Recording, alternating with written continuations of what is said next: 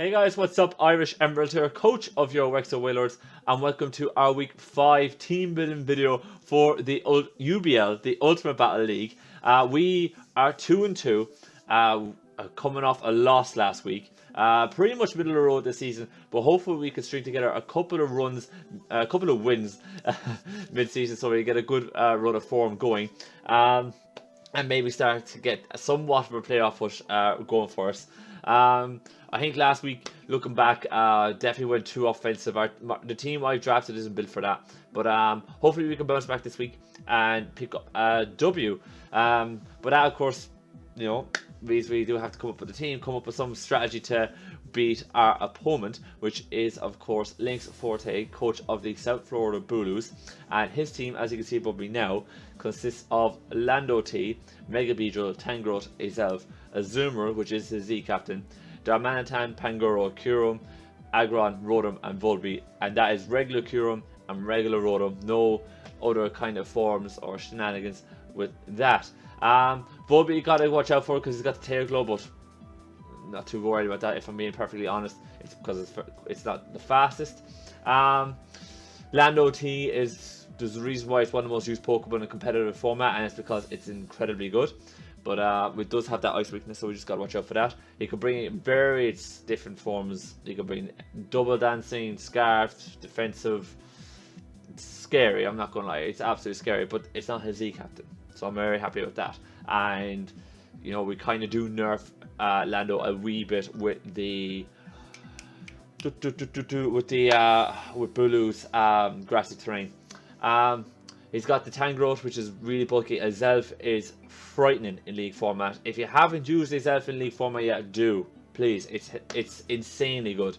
Tangrowth, there's a reason why it's OU now. It's bulky. It can sponge hits for days. It's got Regenerator, and then he's got Azumarill as a Z captain, so he can just get that Z Belgium off. And rather, even if he's at 25% HP, he just has to kick that Z Belgium. He'll go back up to full, lose half his health from the Belgium, max attack. Bit of an issue, but I do think we can actually beat this team. I'm pretty confident when I was actually looking at this team that we should be able to beat it. I do want to kind of make one sign out that Mega Beedrill is probably, for you guys who don't really know, I'm a huge advocate that you should always get a tier 1 Mega for draft format. Now, granted, I wouldn't be taking any draft advice from me at the moment because I wouldn't rate my UBL draft as a good draft compared to all the other drafts I've done. But I always say you should get a tier 1 Mega because normally you build your team around that. Or well, at least I do anyways, but not everyone does. But if there was one Mega, if I was forced to not go for a tier 1 Mega, or if all the tier 1 Megas that I want to use were gone, Mega Beedrill would be an acceptable tier 2 Mega in my opinion. He's probably the only one outside tier 1 that I'm like, yeah, I wouldn't mind using that because he's fast, he's powerful. The only thing he doesn't get is priority, and I think that's the only real problem with Mega Beedrill is that it doesn't get priority, but he gets everything else, which is scary. Yeah, I'm actually just going to go through the team we have. We're rocking out with Lola and Mega Lopunny again. This is pretty much going to be standard Lola, Bulu each week. I think just far too much offensive pressure that they put on everybody else. When Bulu's in and you know Bulu's going to outspeed you, you know you're going to get hit hard. And same with Mega Lopunny as well. And Mega Lopunny is a great cleaner late game. On top of that, we do not outspeed Mega Beedrill. It does outspeed us, so I'm not even going to make an effort to outspeed it. I know, granted, he might think, oh, he's not going to make the effort, and he might just run Adamant Beedrill over Jolly and then we'd outspeed, but I'm not going to take that risk. I want more damage this week. I want to be hitting things a lot harder. Our EVs are 24 in HP, 252 attack, 228 speed, 4 is Bed Def, Adamant Nature. With this investment and this nature, this setup, we have enough EVs to be able to outspeed Azelf, and that is the second fastest Pokemon on this team, so that's okay. That means we'll naturally outspeed everything else unless it's Scarfed or get speed boost. Then I just put the rest into bulk. I want the odd number HP, so rocks don't hurt us as much, and that's it. Moveset wise, you probably see that's the exact same as last week, and the reason why that is because he's got a Pokemon that is 2 times weak to ice, with Lando being weak to with the ground and ice typing, so no point not bringing that. And then I want Fake Out to be able to hit the Azelf. That's basically it. There's no other grand scheme to that other than that. I just really want the Ice Punch to be able to smack the Lando as hard as I can if I can get him on a switch. And then Dual Stab, because it hits everything, and Fake Out to stop the Azelf from sweeping us entirely if it ends up getting it in a good spot against us. And that's very simple Mega Lopunny idea. And basically I kind of looked at his team and I said, you know, Beedrill isn't exactly the most physically well bulky, so Fake Out can kind of wear that down very quickly, along with a couple of rocks and a couple of hazards. And then outside his team, we outspeed everything else. I don't see the Azelf being a Scarf, because unless he wants to revenge Mega Lopunny, he might bring that Scarf. But I was like, well, if he's going to have a Scarf Azelf or something like that, then you know, we should be able to kind of lock him in, and then we should be able to kind of 1v1 him with that. You'll see how I kind of get around that stuff later on. But our next Pokemon is going to be Bulu, and I said I wanted Bulu this week as well, just again sheer damage. So neat. Our Celtic God of War is back with Woodhammer, Swords Dance, Nature's Madness, and Superpower with the Grassinium Z. I figured this worked week 1. And we've been adjusting Bulu's moveset, and it has worked sometimes. But I think last week it worked. But it didn't really work completely. But if we didn't have the moveset last week, we would have been 6-0 by last week. But I do kind of feel like we're not going to get too much of a chance to set up subs and SDs when Mega Beach unlock around.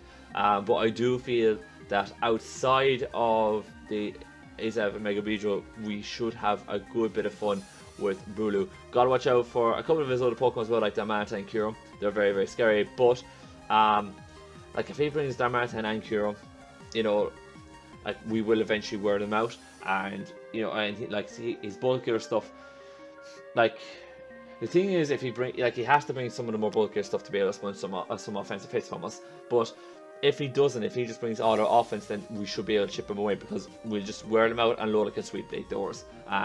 Particularly with the defensive setup I've got.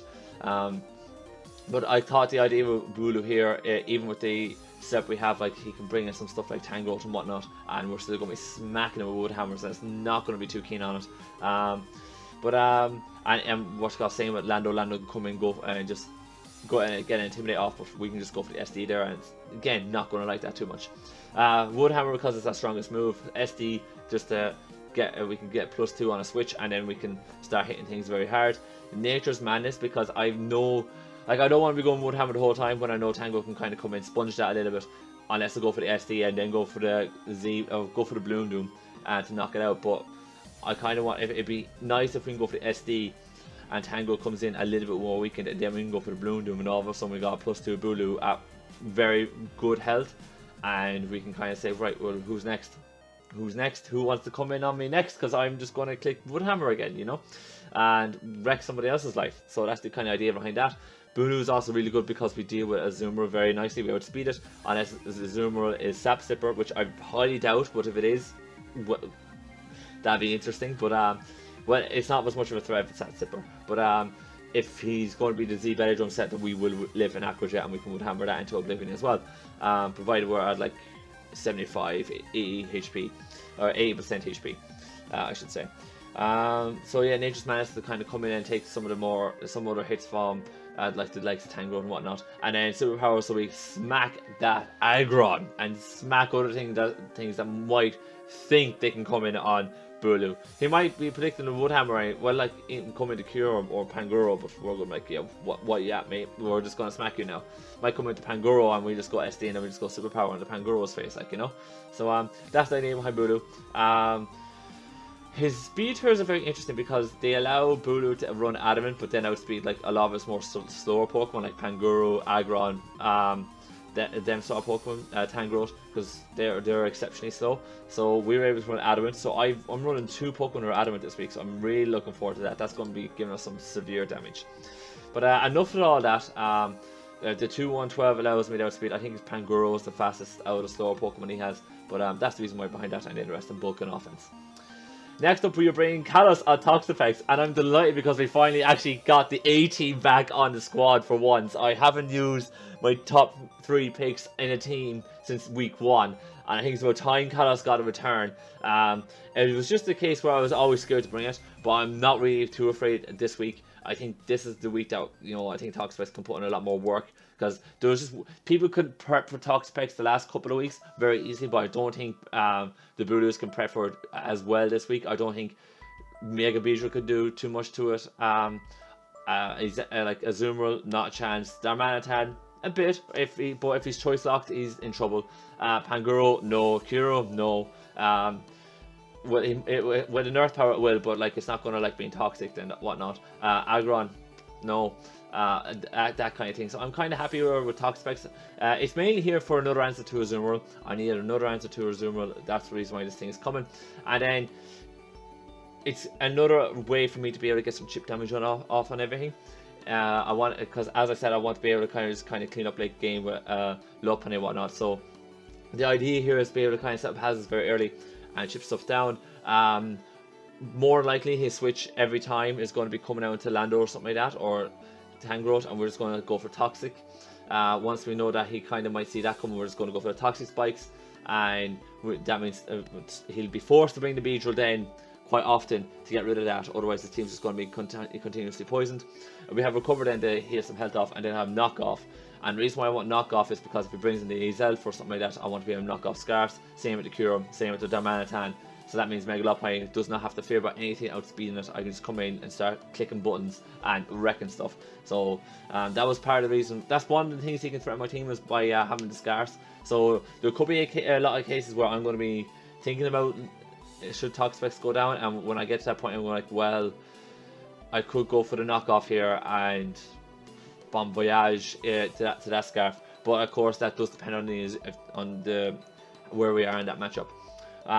EV wise, we've got 252 HP to give us max HP, 164 defense with the impish nature, 92 in speed F.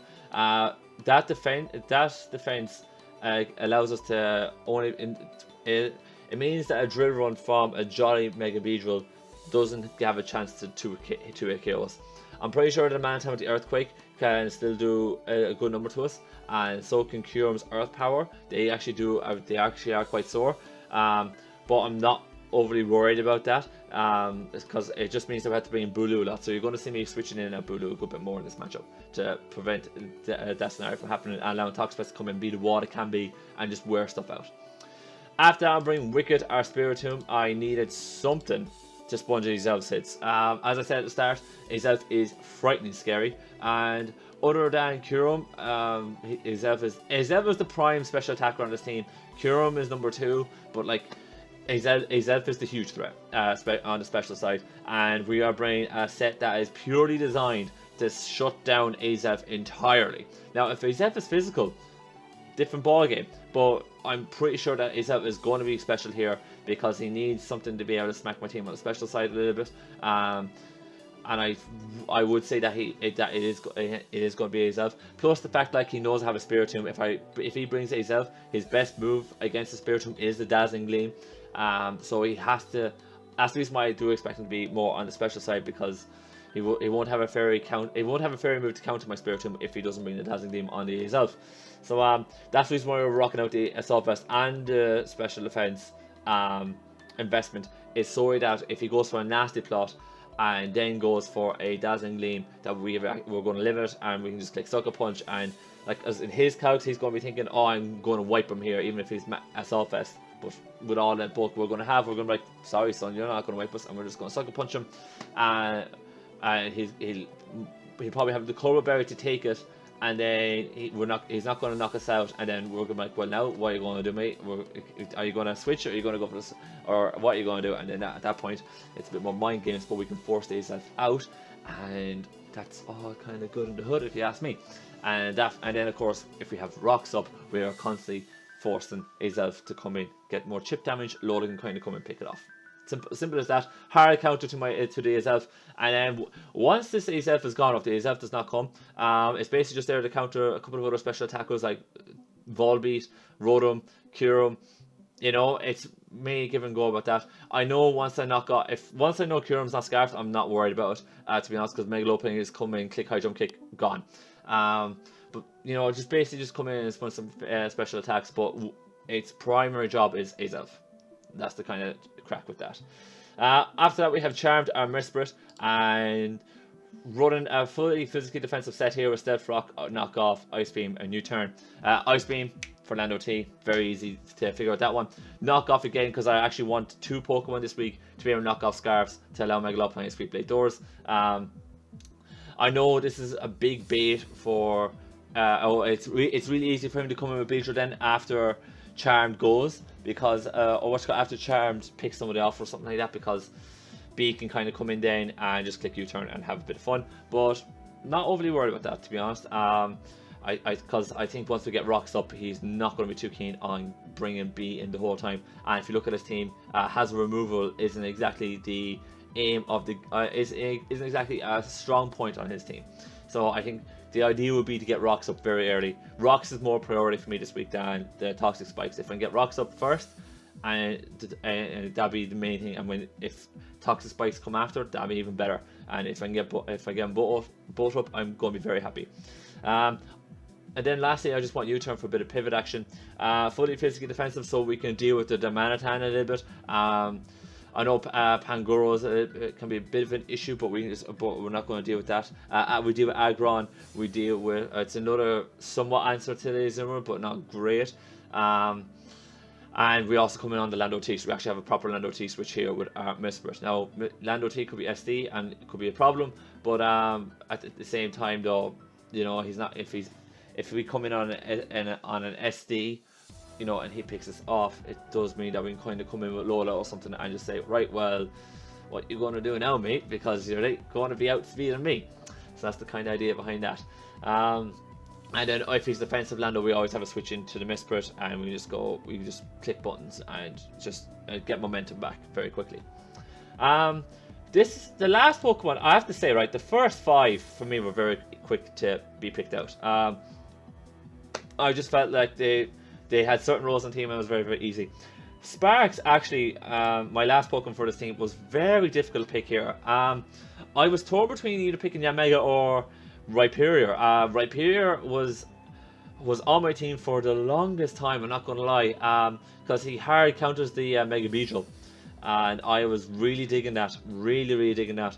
But the problem for me is that I felt like we could EV Toxapex to the point where that deals with Beedrill enough, especially with the Regenerator ability, which is fantastic.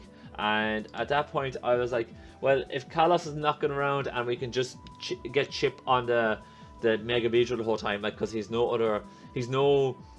Cleric, or, you know, clear Cleric anyways. But if we can just chip away at his the Tango at the Mega B, then it's not too much of a threat. So I was kind of humming and hawing, and then I decided that Sparks the Yanmega will be better this week, because I can just go for the Protect, I get the speed boost, I then outspeed the any choice Pokemon like Darmanitan and Kyurem, which have 95 base speed as well.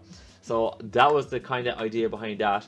And on top of it, then I could have a little bit of decent coverage to kind of smack some stuff really hard. I also like the Tangrowth was actually a bit of a stickler for me, because other than like Ice Beam and Ice Punch, I wasn't too keen on dealing with Tangrowth. I didn't really have a great way to deal with it, and I was kind of like, you know, if Tangrowth doesn't get his item knocked off, that thing's gonna be a problem.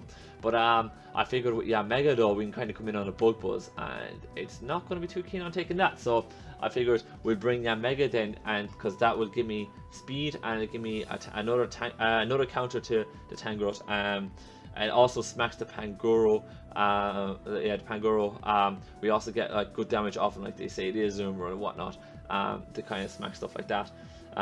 Hidden Power Ice for the Lando T, Air Slash for the Pangoro, as I said, Protect just so we can get that speed. Just in case after the first turn, just come in, make sure we get speed, and we're fine.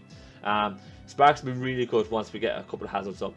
For me, I think the idea is get the hazards up, wear them down, bring Sparks in to kind of just hurt one or two things that need to be hurt a little bit more, that we feel we haven't got enough chip on, and then by the time that's done, Lola will come in and put in the work. Same with Bulu. Bulu comes in, just hits things really hard and gets rid and puts dents in armors.